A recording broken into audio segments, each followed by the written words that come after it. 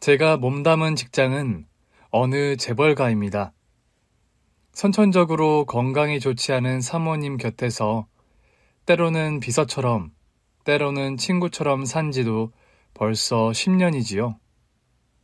사모님을 모신 지도 벌써 10년이지만 저는 사모님처럼 좋은 분을 본 적이 없습니다. 젊어서 모진 사람들을 만나 갖은 고생을 한 저를 하늘이 불쌍히 여겨 제게도 천사 같은 분과 연을 만들어주신 거로 생각해요. 천안댁, 이거 좀 입어볼래? 나는 이제 이런 스타일이 별로야. 아휴, 저는 괜찮아요. 입어보래도. 아니면 이건 어때? 천안댁이 호리호리하고 얄쌍한 체형이라 이렇게 하늘하늘 떨어지는 스커트도 참 괜찮은데. 지금까지 사모님께서 챙겨주신 옷만 해도 이미 옷장에 한가득한데요. 제가 사모님 덕분에 평생 쇼핑 한 번을 안 하고 살았잖아요. 왜 갑자기 옷장 정리를 하고 그래요? 봄이 오면 입고 또 가을이 오면 입으면 되지요. 나야말로 이제 이런 옷 필요 없을 텐데 뭐. 좋은 옷 입고 나들이 가서 기분 전환하는 거야. 이제 딴 사람 이야기지. 왜 벌써 그런 생각을 하세요? 합병증으로 시력을 잃을 거란 박 선생님 말씀 때문에 그래요? 선생님께서는 아직 진행 중일 뿐이라고 하셨고 치료를 통해 충분히 시기를 늦출 수 있다고 하셨는데요. 나이 들어 사람이 인정할 거 인정하지 못하면 그것만큼 괴로운 것도 없어. 나이도 들고 병도 들었으면 내 몸이 어떤 상황인지 받아들여야 남은 삶이 덜 버겁지. 난 곧 눈이 멀 거야. 그건 시간 문제고. 그러니 이 좋은 옷들은 다 천안댁 줄게. 나보다 남은 삶이 더 많은 천안댁이 대신 입어줘. 사모님, 그렇게 말씀하시면 제가 다 서운해요. 설사 사모님이 안 보여도 전 이 옷을 입은 사모님이 보이잖아요. 제가 사모님 다 입혀드리고 어떤 옷인지 다 설명해 드릴 테니까 잘 기억해 뒀다가 이 옷 입었던 그 행복한 기억 떠올리며 그렇게 살아요. 천안댁은 왜 그렇게 사람이 그래? 눈 딱 감고 그냥 자기 거 하면 그만인데 왜 그렇게 욕심이 없어? 제가 욕심이 없긴 왜 없어요. 사모님 곁에서 이렇게 오래오래 알콩달콩하는 게 제 욕심인데. 뭐? 알콩달콩? 내가 다 늙어 그런 이야기를 다 들어보네. 내가 천안댁 덕에 웃지. 내가 호재 아빠한테 말했으면 아마 자선 바자회나 열어 좋은 일 하라고 했을 텐데 말이야. 좋은 일은 이미 충분히 하셨고 지금도 하시고 계시잖아요.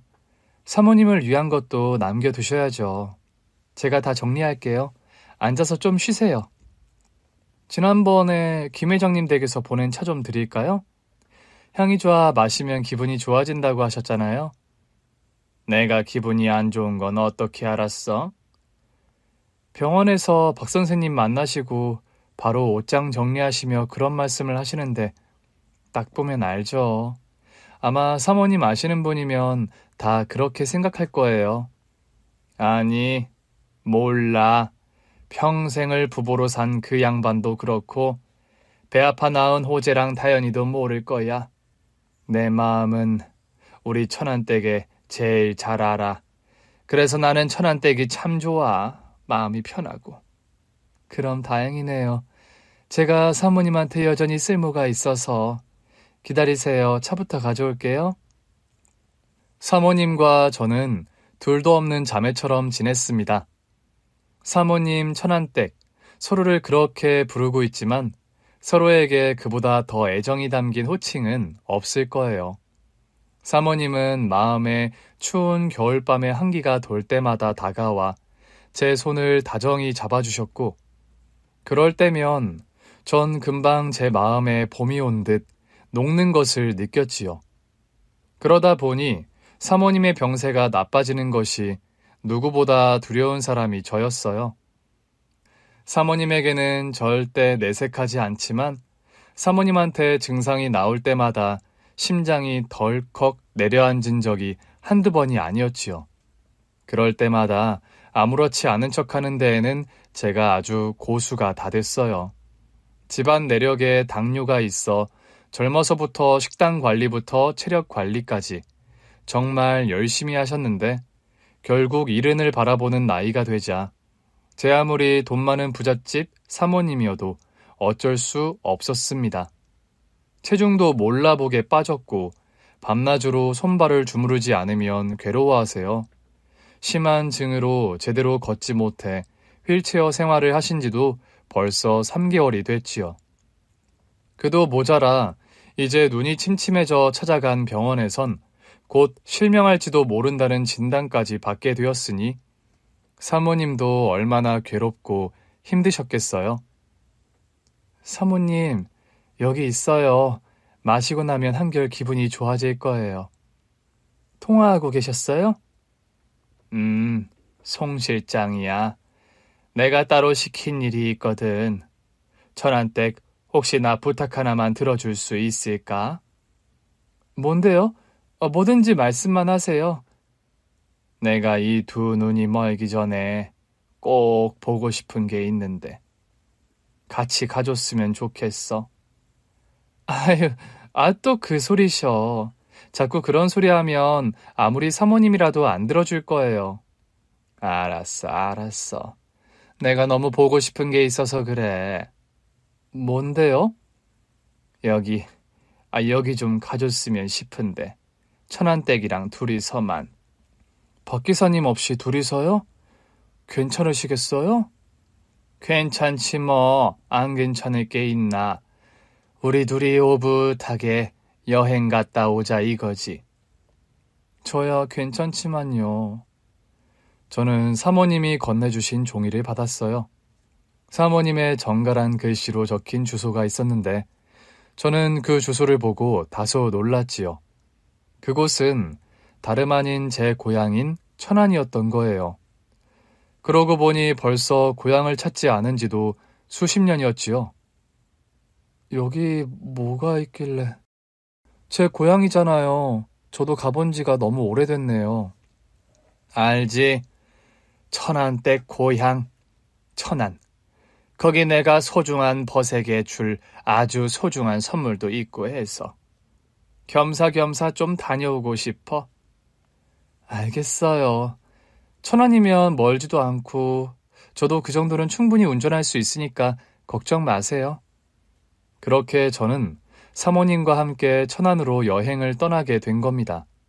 당일로 다녀오는 일정에 여행이라는 거창한 타이틀이 붙은 건 한 번도 기사님 없이 둘이 서울 밖으로 나간 적이 없기 때문이었어요. 그렇게 오랜 세월을 함께 했는데도 말이에요. 그렇게 천안으로 향하게 됐지요. 사람 기억이란 게 참 신기해요. 그렇게 고향으로 향한다고 하니 기억도 수십 년 전으로 거슬러 향하는 것 같았거든요. 내가 태어난 동네는 이미 사라진 지 오래라 흔적도 없지만 부모님이나 전남편과 함께 다녔던 거리 곳곳이 옛 흔적을 간직한 채였지요. 그리운 건 아닌데 그게 벌써 수십 년이나 됐구나 싶어 참 묘했습니다.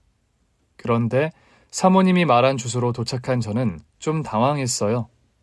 많이 변했지만 저는 그곳이 어딘지 단번에 알았거든요.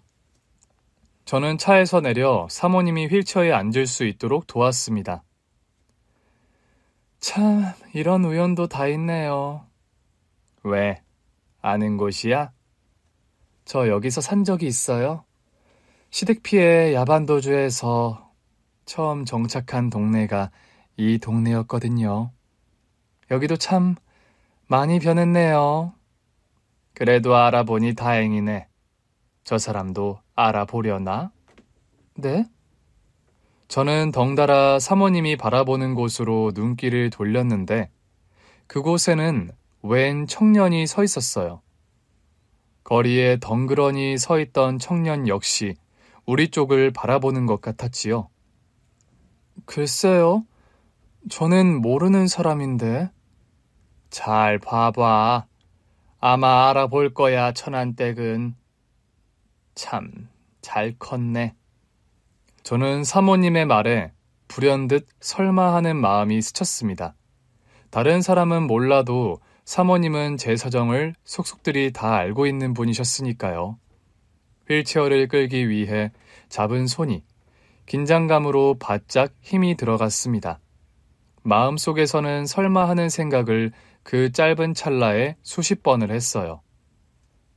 설마요, 사모님. 잘 봐, 천안댁. 내가 주는 선물이야. 알아보겠지? 천안댁이 그토록 찾아 헤매고 지금도 밤마다 꿈에서도 찾는 그 사람, 천안댁 아들 말이야. 저는 오래전 아주 동네에서도 소문난 고약한 집으로 시집을 갔습니다. 가진 것이라곤 조선시대 양반 명문가였다는 자부심 하나뿐인 집안이라 저는 시집 오자마자 종손을 낳아야 하는 임무를 부여받았지요. 첫째, 너는 이 집에 와 네가 해야 할 일이 뭐라고 생각하냐? 시할머님, 그리고 어머님, 아버님 잘 모시고 태정씨 내조 잘하는 거요? 그래, 이제 네 천정은 있고 시가 어른들에게 효를 다하는 것.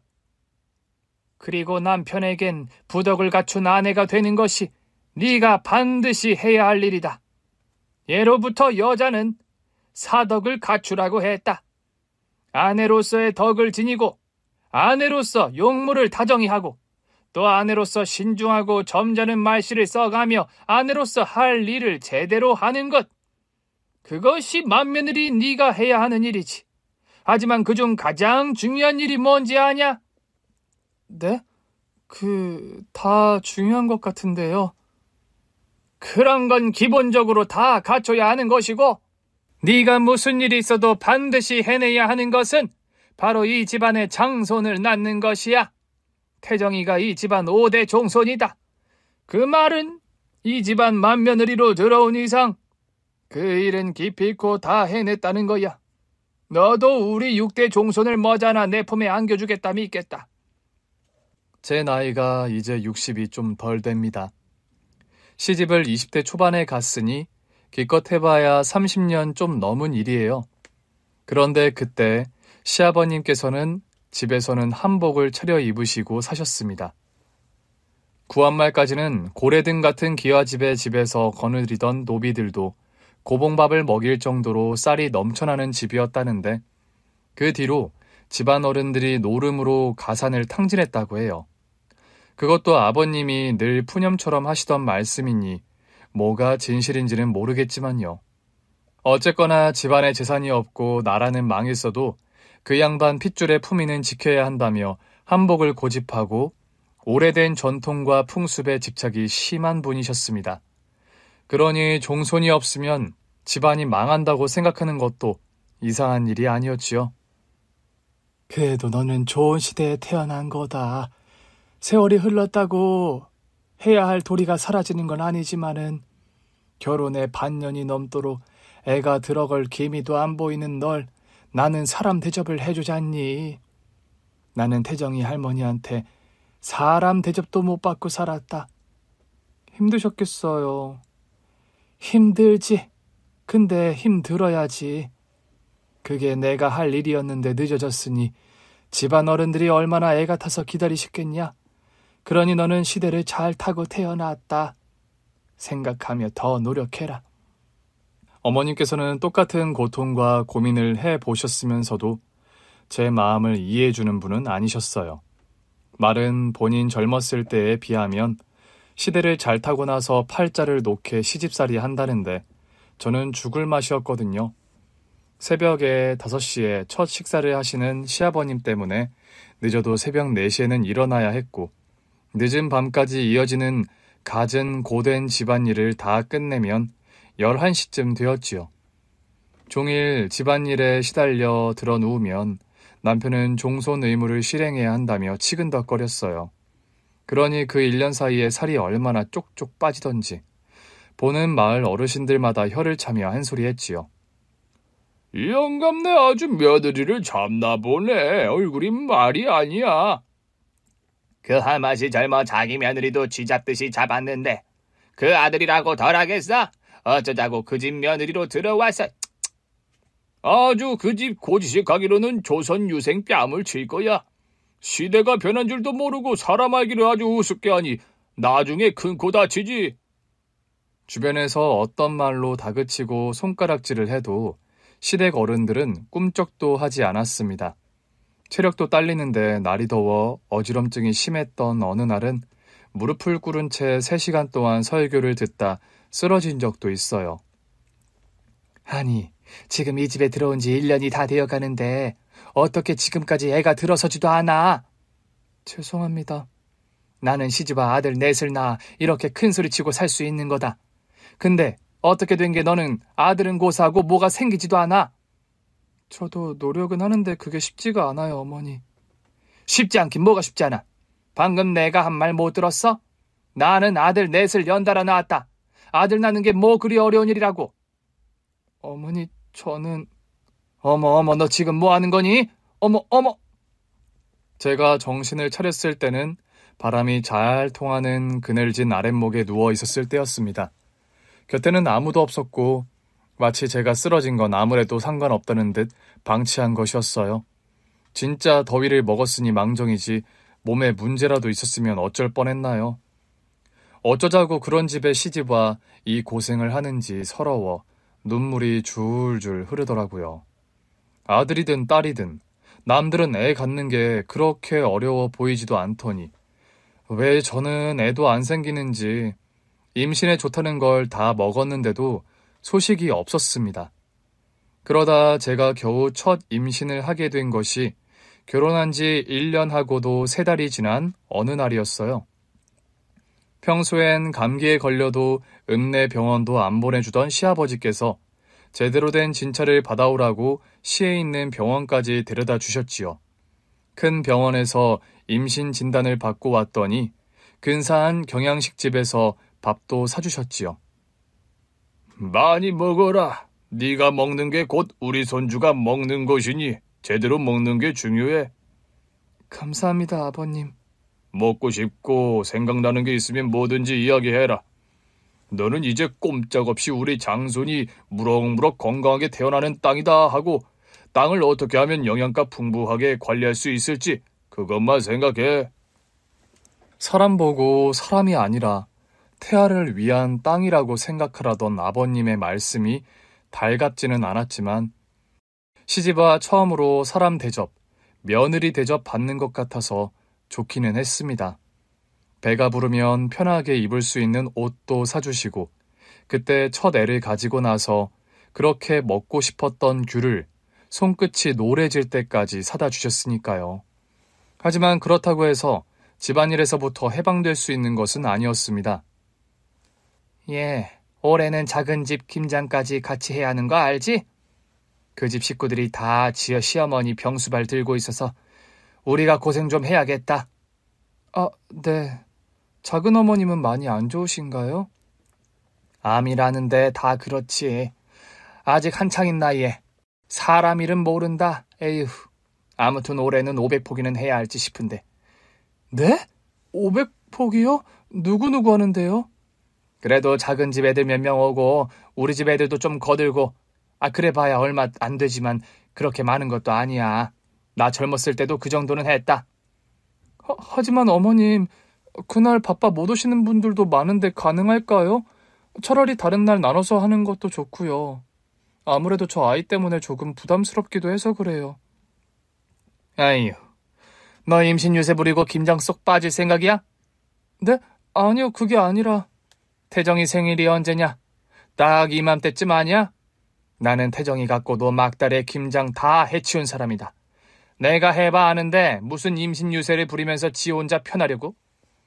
어렵게 된 임신이기도 하고 몸이 그렇게 건강한 편이 아니라 걱정이 많았어요.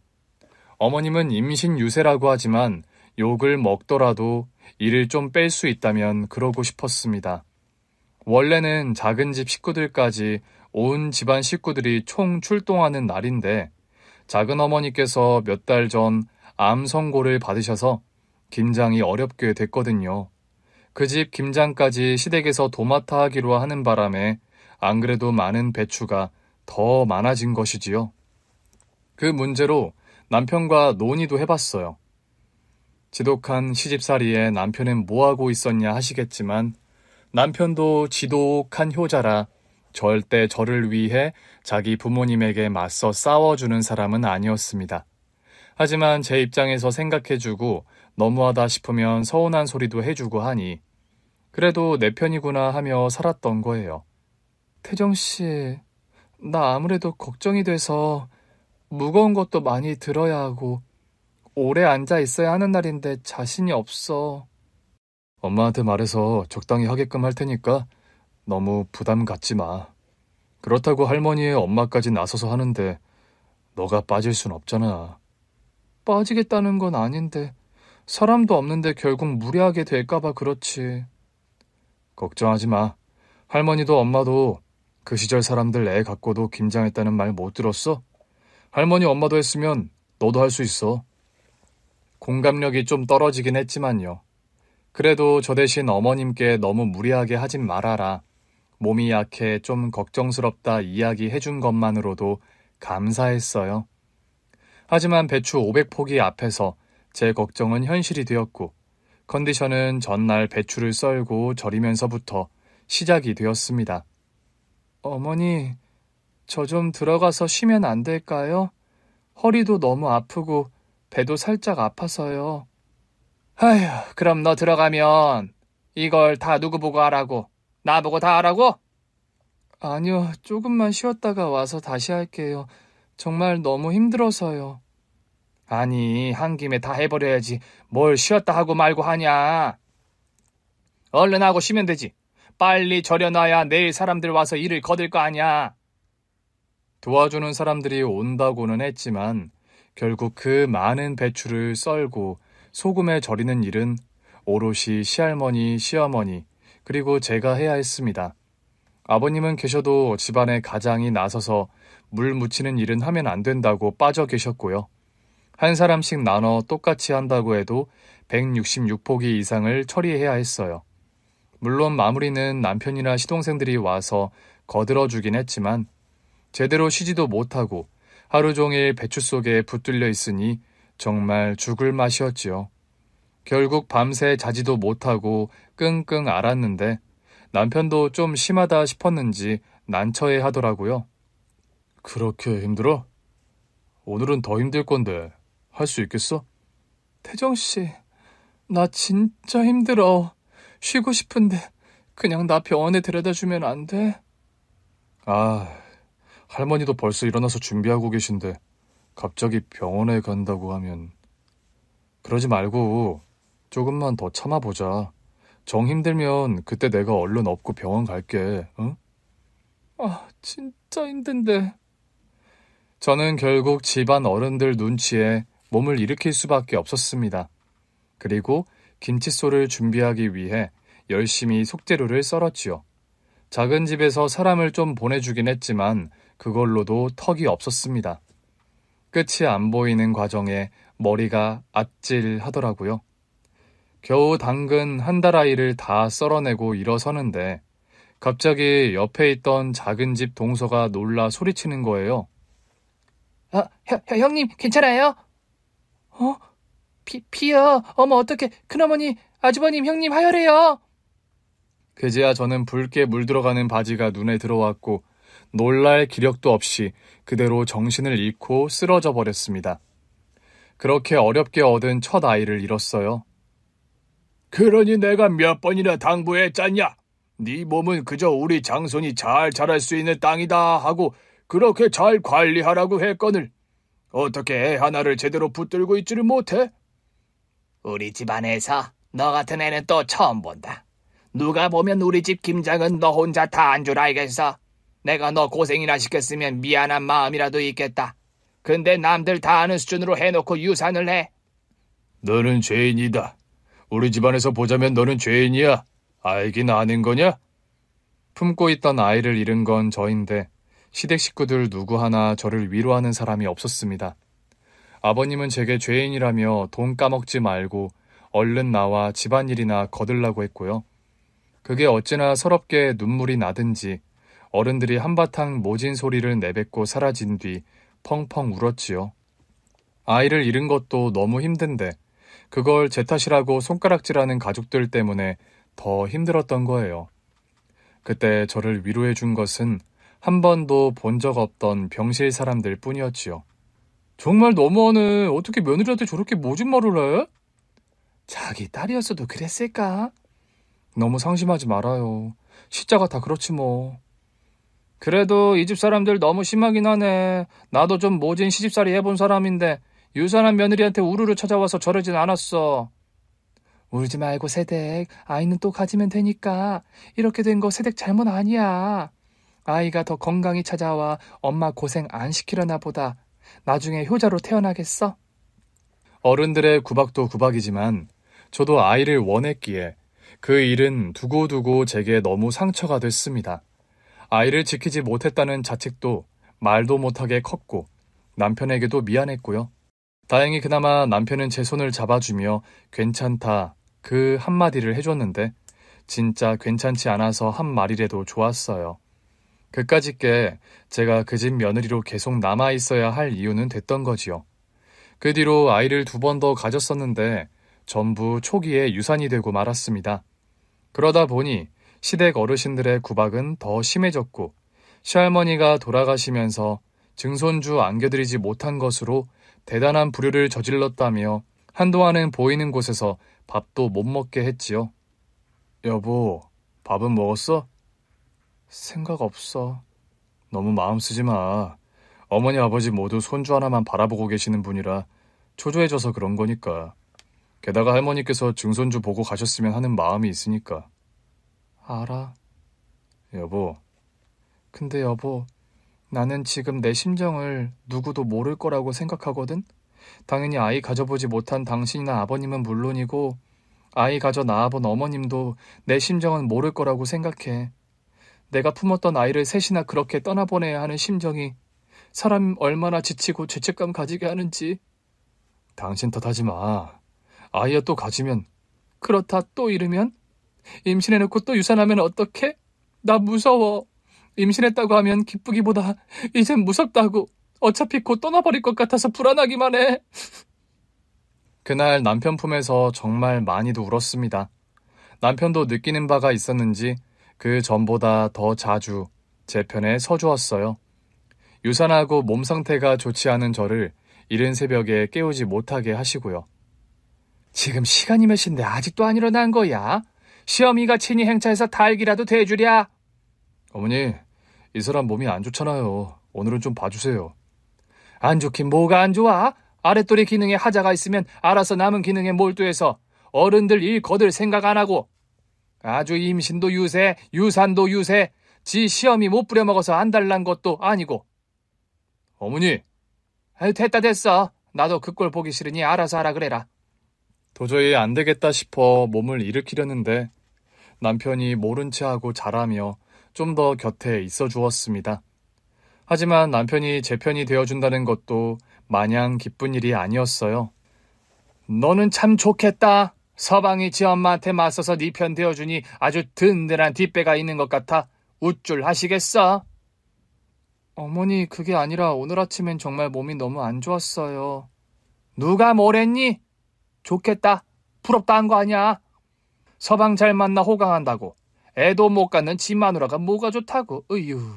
이래서 집안엔 여자가 잘 들어와야 한다고 했다. 여우 같은 것 때문에 우리 태정이만 등신이 됐어. 제 불행은 거기서 끝나지 않았습니다.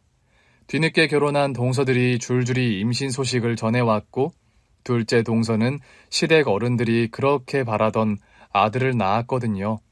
둘째 동서는 단번에 시댁 어른들의 인정과 사랑을 독차지했고 그렇게 인성이 좋았던 사람은 아니라 저에게 그것을 과시하며 잘난 체 하곤 했어요.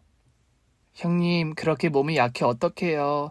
어머님, 아버님 걱정이 많으신데 두 분 생각해서라도 몸 관리 좀 하세요. 내가 아프고 싶어 아픈 건 아니잖아. 내가 유산되고 싶어 유산했어? 어머, 저는 형님이 건강을 더 생각하셨으면 하는 마음에서 한 말인데 왜 그렇게 나를 세우세요? 왜 그러니? 아니요, 어머니. 저는 형님 생각해 한 말인데 형님께서는 제가 마음에 안 드시나 봐요. 쟤는 신경 쓰지 마라.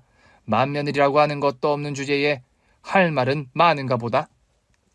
어머니, 왜 말씀을 그렇게 하세요? 내가 뭐 틀린 말 했냐? 넌 뭘 잘했다고 목소리를 높여? 너가 둘째보다 잘한 게 대체 뭐가 있냐? 대체 뭘 잘해 너는 그렇게 뻔뻔하느냔 말이야? 그렇게 동서들 앞에서 면박을 주기도 하고 맏며느리 노릇을 제대로 못했다며 온 식구들이 모인 자리에서도 음식 수발이나 드는 식모 취급을 했습니다. 그도 모자라 동서들 쉬어야 한다며 그 어린 아이들을 저에게 맡기고 애까지 보라고 했어요. 아들을 안고 있어야 아들 기운이 몸에 담기는 거다. 애들 쉴 동안 훈정이 미라 좀 봐라. 하지만 어머니께서 아까 저보고 깨볶아두라고 하셔서 준비하고 있었는데요. 아 그래, 깨도 볶고 애들도 보고 그러면 되지 않냐? 아 왜 그렇게 너는 말이 많이? 그렇게 아니면 머리가 안 돌아가는 거냐? 젊은 게 머리 좀 팽팽 돌려봐 좀. 어머니, 어떻게 애 둘을 보면서 불 앞에서 깨를 볶아요. 그러다 애들 다치기라도 하면 어쩌고요. 그러니까 안 다치게 잘 보면 되잖니? 정말 답답하고 미칠 노릇이었지요. 그나마 동서와 서방님들이 가끔 찾아오는 날이면 괜찮았는데 명절이라도 되면 저 혼자 이리 뛰고 저리 뛰고 몸이 10개라도 부족했어요. 한 번은 설이라 둘째 동서 아들을 등에 업고 전을 붙이고 있는데 동서는 한 번을 안 거들어주고 어머님만 졸졸 따라다니면서 흉내나 내고 있더라고요. 동서, 어머님 쫓아다니지 말고 여기 와서 거들던지 아니면 나물이라도 좀 다듬어. 지금 일 산더미처럼 쌓인 거 안 보여? 형님, 저는 제 할 일 다 했는데요. 뭐? 할 일을 다 했다니. 이렇게 일이 많은데 무슨 할 일을 다 했다는 거야? 아들 낳은 거요. 저 형님도 못한 거 한 거잖아요. 뭐라고? 동서 지금 말 다 했어? 왜 부엌에서 큰 소리야? 어머님, 저 서러워서 못 살겠어요. 왜 무슨 일인데 그래? 아니 형님이요. 제가 어머님께 사랑받는 게 못마땅하신가 봐요. 자꾸 저한테 어머님한테 들러붙어 있지 말라고. 사랑받을만 하니까 사랑을 받지. 사랑받을 자격도 없는 애가 그걸 왜 논한다니? 그러니까요. 저 너무 속상해요. 신경 쓰지 마라. 내가 제 말하는 거 일일이 신경 쓰지 말라고 했잖니. 아, 그래도 형님이신데 제가 형님 말을 무시하는 것 같아서 좀 그래서요. 무시할 말 하니까 하는 거지. 맏며느리 역할은 못하면서 형님 소리는 듣고 싶나 보구나. 너는 이리 와서 과일이나 깎아서 네 시아버지랑 태명이 있는 방에 갖다 줘. 네, 죄송해요 형님. 아 맞다, 형님 30분 뒤에 우리 훈정이 분유 좀 챙겨 먹여주세요. 밥 대라. 둘째를 비롯해 셋째, 넷째 동서들도 마찬가지였습니다. 은근히 어머님 눈치 살피며 그런 식으로 저를 골려먹고 일을 빠지곤 했어요. 가뜩이나 세 번째 유산 후 몸이 너무 좋지 않았는데 누구 하나 제 생각해주는 이가 없었지요. 명절 당일 아침 새벽같이 일어나 석화를 까고 떡국 끓일 준비를 하는데 갑자기 동서가 자다 말고 나와서 잠에서 깬 자기 아들을 맡기는 겁니다. 형님, 저 어제 아버님이랑 너무 마셨더니 속이 너무 안 좋아서요. 우리 훈정이 좀 봐줘요. 뭐? 동서 나 지금 일하고 있는 거 안 보여? 훈정이 동서 얘기야. 그러면 자기 애 정도는 자기가 보는 게 맞지 않아? 형님, 훈정이가 어떻게 저만의 아이예요. 형님이 아들을 못 낳으면 꼼짝없이 이 집 장손 노릇 우리 아들이 해야 하는 건데. 그럼 형님도 큰어머니로서 육아에 제대로 동참하셔야 하는 거 아닌가요? 제 말이 틀렸으면 어머님께 가서 여쭤볼게요. 동서! 부탁해요. 저 어제 너무 마셔서 속이 그렇게 부엌에다 자기 아들 눕혀놓고 나가버렸지요.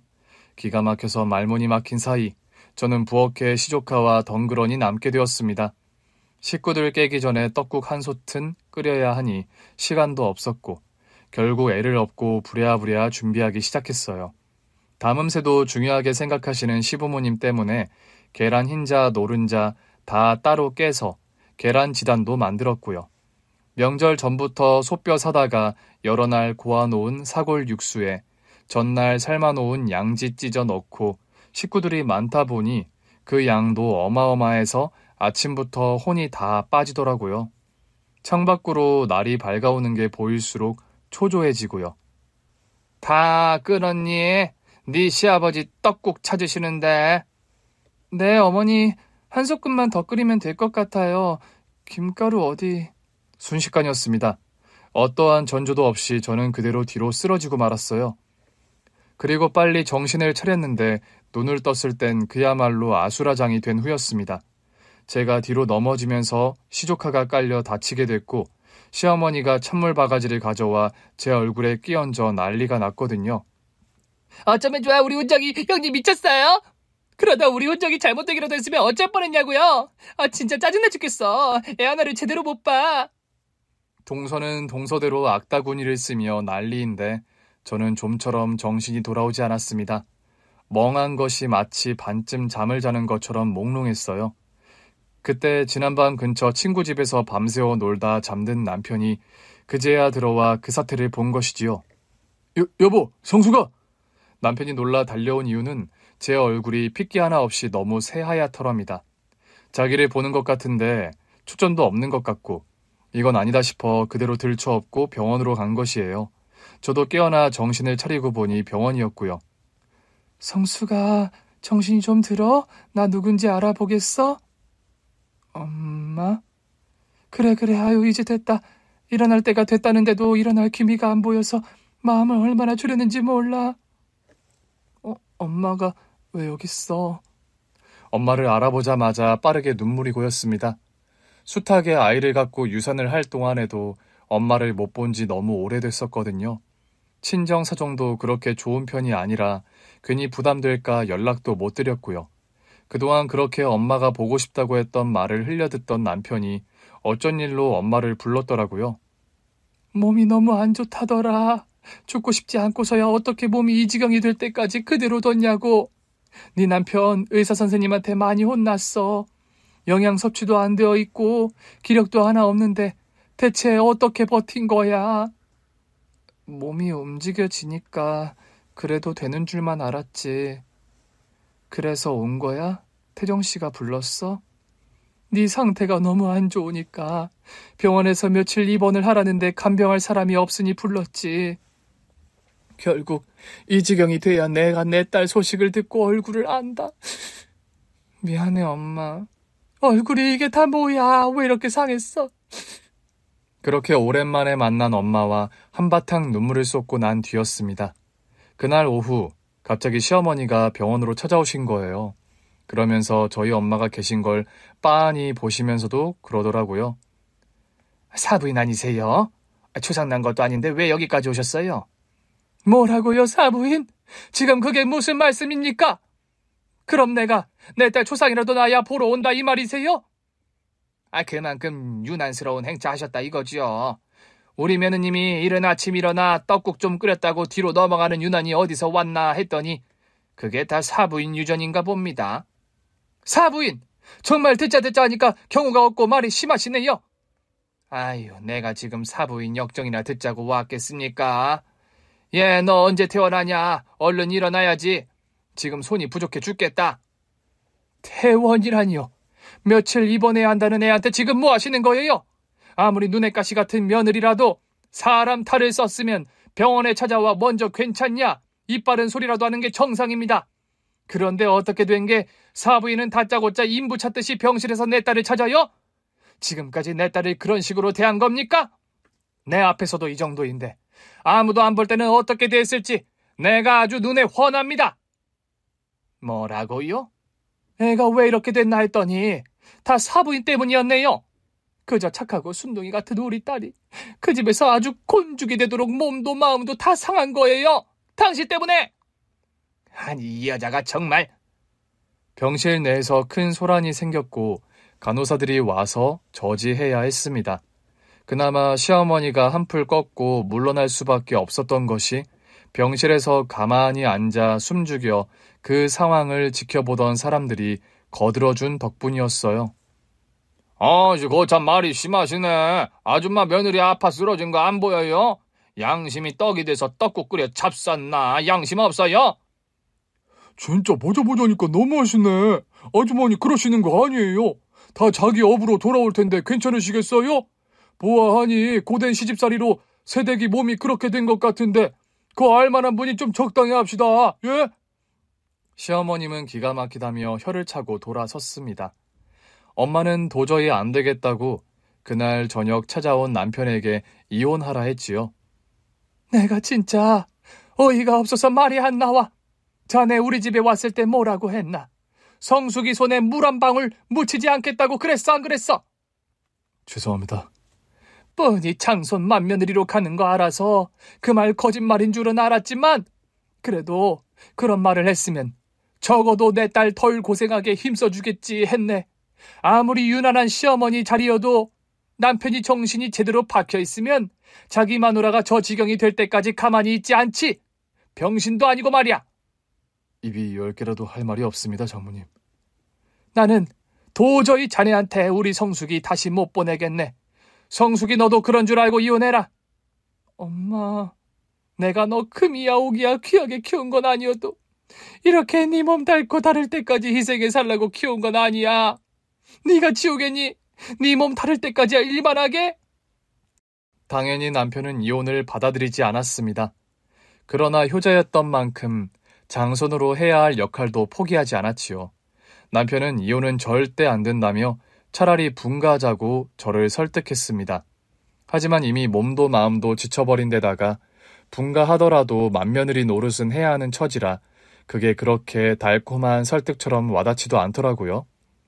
하지만 제 마음이 이혼 쪽으로 확실히 굽었다는 것을 안 남편이 제 앞에서 울며 빈 거예요. 성수가 미안해. 내가 네 마음을 더 살폈어야 했는데 내가 그러지 못했어. 나도 많이 부족하고 모자란 남편이라 그래. 지금부터 잘할게. 너 혼자 힘들지 않게 내가 옆에서 잘할게. 나 한 번만 더 믿어주라. 어? 딱 한 번만 더 믿어줘. 연애 때부터 지금까지 남편의 눈물을 본 것은 그때가 처음이자 마지막이었습니다. 시할머니께서 돌아가셨을 때도 그렇게 예쁨 받았으면서 눈물 한 방울 안 흘리던 남자예요. 남자가 여자의 눈물에 약하다지만 남자의 눈물만큼 여자의 마음을 약하게 하는 것도 없을 겁니다. 결국 저는 그때 남편의 진정성 있는 호소라고 생각해 이혼 의사를 거두었지요. 그나마 시어머니의 괴롭힘은 여전했고 분가 후에도 별별 이유를 들어 시댁으로 오게 했어요. 다행히 분가해 마음이 더 편하긴 해졌는지 머지않아 다시 임신이 되었고 그때 남편이 시어머니에게 사정을 했지요. 어머니, 당분간 이 사람 부르지도 말고 보지도 마세요. 안 그래도 몸 약한 사람을 자꾸 불러대고 일을 시키니까 번번이 애가 못 버틴 거잖아요. 어머니 아버지가 그렇게 원하는 장손이라면 이 정도는 해줄 수 있는 거 아니에요? 제가 부탁 좀 할게요. 네? 더 늦어지다간 정말 아들 밑으로 장손 보기 힘들겠다고 생각한 건지 정말로 아이를 낳을 때까지 어머님으로부터 연락은 일체 없었습니다. 그렇게 아들을 낳은 게 결혼한 지 3년 만의 일이었어요. 정말 말도 못하게 행복했습니다. 아들이어서가 아니라 내 아들이 무사히 세상에 태어났다는 사실 때문이에요. 뭐라고 말로 표현할 수 없는 뜨거운 기쁨이더라고요. 하지만 아들을 낳아 가진 행복은 아주 잠시였고 또다시 기가 막힌 일이 벌어졌지요. 내 아들인데 내가 안아볼 수 있는 시간이 거의 없던 거예요. 시어머니는 젖줄 때나 애를 주지 나머지는 아주 시어머니가 엄마라도 됐냥 굴었지요. 그러면서 다시 합가를 요구했습니다. 이제 훈민이도 태어났겠다. 따로 사람 뭐하니? 네 아버지도 적적히 하니 훈민이 더 크기 전에 들어와라. 네? 어머니 그건 저희가 자주 찾아뵐게요. 네가 정 그렇게 들어오기 싫으면 훈민이만 놓고 가든지. 어머니, 훈민이 제 아들이에요. 어떻게 아들을 놓고 가요? 예, 너 말 조심해라. 훈민이는 네 아들이기 전에 우리 손주인 거야. 우리 장손. 어디 감히 장손한테 욕심을 내? 다시 갈등이 불거졌는데 문제는 남편의 태도였습니다. 임신 기간 동안 자기가 잘해서 어머님 연락 차단해주지 않았냐며 다시 합가하더라도 그렇게 자기가 잘하면 정 같은 스트레스가 없을 거라고 했지요. 그 말을 믿었던 건 아니지만 적어도 남편이 확실한 제 편이 되어줄 거라는 기대는 있었습니다. 그래서 결국 그 지옥의 불구덩이 속으로 다시 들어간 것이지요. 그렇게 아이가 7살이 되던 해까지 그 모진 시집살이를 버텼습니다. 애 때문에 버틴 거예요. 하지만 그것도 한계가 왔고 도저히 이대로 살다간 죽겠다 싶었습니다. 이혼한다고 하면 아주 쌍수를 들고 반기며 애를 빼앗을 사람들이라 이혼도 힘들었지요. 결국 저는 큰 결단을 내렸고 남편이 밤근무를 하던 날 모두가 잠든 밤에 애만 데리고 야반도주를 한 것이지요. 그게 제가 아들을 데리고 자유롭게 살 수 있는 유일한 방법이었거든요. 그렇게 와서 지낸 곳이 바로 고향인 천안이었습니다. 아무래도 엄마 도움이 필요하다고 생각해 가까이 온 것인데 그게 결국 빌미가 되고 말았던 것이지요. 그렇다고 같은 동네에 살았던 건 아니에요. 훈민아, 엄마 일하고 오는 동안 외할머니 집에서 잘 놀고 있어? 엄마가 올 때 우리 훈민이 좋아하는 과자 사줄게. 몇 개? 몇 개 먹고 싶어? 3개. 3개나? 그럼 잘 놀고 외할머니가 주신 밥 남기지 않고 잘 먹고 있어. 그럼 엄마가 사줄게. 응, 다녀오세요. 늘 그랬던 것처럼 일하기 전에 엄마 집에 들러 아이를 맡기고 일터에 간 거예요. 그게 마지막이 될 줄은 꿈에도 모르고 말입니다. 돌아왔을 때 경찰이 오고 난리가 났더라고요. 엄마 말로는 애가 아이스크림이 먹고 싶다고 해서 사오라고 시켰다는데 돌아오지 않았다는 거예요. 아들 얼굴을 알고 있는 슈퍼 아저씨는 훈민이 할머니 되는 사람이라고 했다고 하고요. 저는 그 길로 바로 시댁이 있는 곳으로 갔습니다. 근데 시댁에서 오리발을 내미는 거예요. 너 그래. 너 잘 왔다, 인연. 우리 훈민이 어딨냐? 우리 훈민이는 어쩌고 너만 온 거야? 무슨 소리 하세요? 우리 훈민이 데려가신 거 어머님이시잖아요. 당장 내 아들 내놔요. 내놓으라고요. 이건 또 무슨 귀신 씨나라 까먹는 소리냐? 우리 훈민이가 없어졌다 이거야? 아이고 어머니, 아이고 어머니, 전현이 기어이 우리 장손을 잡아먹었네. 잡아먹었어. 아이고. 연기하지 마시고요, 어머니. 이 집 식구 말고 내 아들 데려갈 사람이 어딨어요? 뻔뻔하게 그러지 마시고 제발 좀 돌려주세요. 애가 없어졌으면 경찰서부터 가야지. 당신 잘못 짚었어. 우리 아니야. 여보, 당신까지. 정신 차려. 훈민이 잡고 싶으면 정신 똑바로 차려야지. 남편이 정색하고 달려드는데 저는 그제야 아닌가 싶었습니다. 시댁이 아니라면 정말 누군가 내 아들을 납치한 거였지요. 그 뒤로 제가 얼마나 후회 속에 살았겠습니까? 그렇게 잃어버릴 줄 알았더라면 차라리 시댁에서 넘치는 사랑이나 받고 자랄 수 있게 두고 왔으면 좋았을 걸 싶었지요. 그 일로 시어머니에게 맞기도 엄청 맞았고 그야말로 대역죄인이 되어 꼴도 보기 싫다고 찾아오지도 못하게 했습니다. 저도 찾아갈 일도 없었고요. 그 뒤로 애를 찾다 전국의 보육원을 다니며 봉사활동을 하게 된 거예요. 내가 정신을 똑바로 차리고 있어야 애를 찾더라도 찾겠다 싶어 간호조무사 자격증을 나서 평일에는 일을 하고 주말엔 보육원을 찾았지요. 당시 제가 다녔던 보육원 후원 기업이 회장님의 회사였는데 신년 정기 행사에 오신 사모님이 정신을 잃고 쓰러진 거예요. 그때 제가 급하게 응급처치를 한 덕분에 빠르게 정신을 차릴 수 있었고 그때부터 연이 되어 지금에 이른 것이지요. 성숙 씨, 우리 집에서 일해볼 생각 없어요? 제가요? 제가 사모님 댁에서 무슨 일을... 내가 그때 성숙 씨 덕분에 살았잖아. 언제 또 그렇게 넘어갈지도 모르고 곁에서 나를 보조할 수 있는 사람이 있으면 좋겠다 싶어서. 원장님한테 물어보니까 성숙 씨 보육원 봉사활동도 엄청 다녔다면서. 그런 따뜻한 마음 가진 사람이라면 내가 믿을 수 있겠다 싶은 생각이 들더라고. 사모님 제안을 받아들여 그때부터 서울에 오게 된 것이었고 그 숱한 세월 함께 지내며 제 이야기도 많이 하게 되었지요. 마음을 열고 잊어버리고 싶었던 것들과 절대 잊고 싶지 않았던 것들을 전부 꺼내 보인 사람은 사모님 뿐이었습니다. 푸념처럼 듣고만 계신 줄 알았는데 알고 보니 뒤에서 제 아들을 찾고 있었던 거예요. 전국의 보육원을 뒤져봐도 그런 인상착의에 그런 이름을 가진 애가 없으니까 아무래도 천안댁 이야기에 힌트가 있겠다 싶었지. 그래서 천안댁 시댁 쪽 사람들 찾는데 시간이 좀 걸렸어. 아니 어떡해. 천안댁 시아버지는 돌아가시고 시어머니는 아직 살아계신데 전 남편도 강원도 어디에 사는 모양인데 정작 천안댁 아들은 그 두 사람이랑 연락도 안 하나 봐. 그래서 찾는 게 힘들었는데 여기 있어 놀랐네. 어쩌면 아들이 여기 살고 있는 이유가 있지 않겠어? 저는 그 말을 듣고도 믿을 수가 없었습니다. 온몸이 얼어붙은 듯 꼼짝하지 않았는데 그 청년이 제게 걸어오더라고요. 도무지 믿기 힘들었지만 가까이 다가온 청년의 얼굴에서 저는 오래전 8살 때 잃어버렸던 내 아들의 얼굴을 찾을 수 있었지요. 저와 아들은 서로를 알아보자마자 누가 먼저랄 것도 없이 울며 껴안았어요. 훈민아, 엄마, 어떻게 된 거야? 대체 어떻게 된 거야? 얼마나 찾았는데? 내가 너를 얼마나 찾았는데? 보고 싶었어요, 엄마. 보고 싶었어. 거리에 지나가는 사람들의 눈치도 보지 않고 눈물에 상봉을 했지요. 사모님은 저희 모자가 충분히 그간의 못다한 마음을 나눌 수 있도록 기다려 주셨습니다.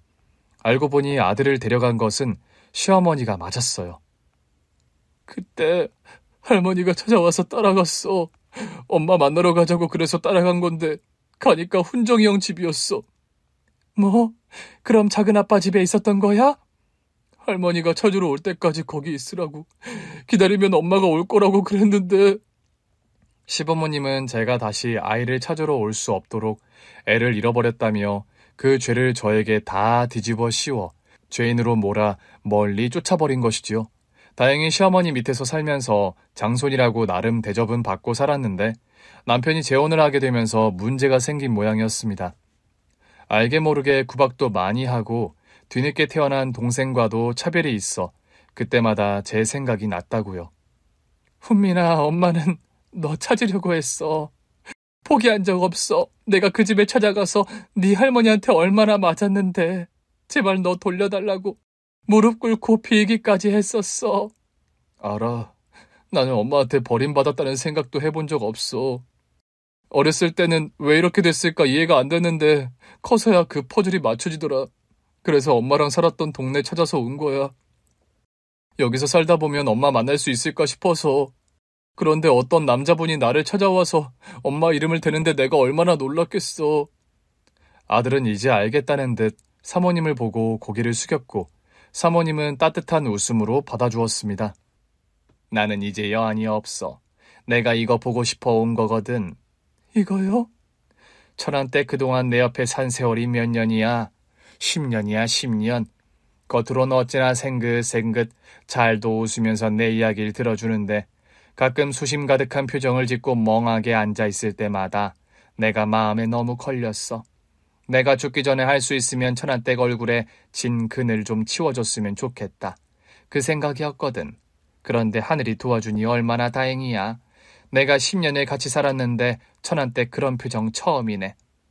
사모님께서 온화한 표정으로 그리 말씀해 주시는데 도저히 가만히 있을 수 없었습니다. 사모님 앞에 무릎을 꿇고 앉아 사모님 손을 꼭 잡고 제가 담을 수 있는 모든 진심을 담아 감사의 인사를 드렸지요. 감사합니다, 사모님. 정말 감사합니다. 이 은혜를 어떻게 다 갚아야 할지 모르겠어요. 갚을 은혜가 어딨어. 천안댁은 만나야 할 사람을 만난 것뿐인데. 내가 바라는 게 있다면 천안댁이 내가 눈이 멀어도 내 곁에 있어주는 것뿐이지. 그럼요.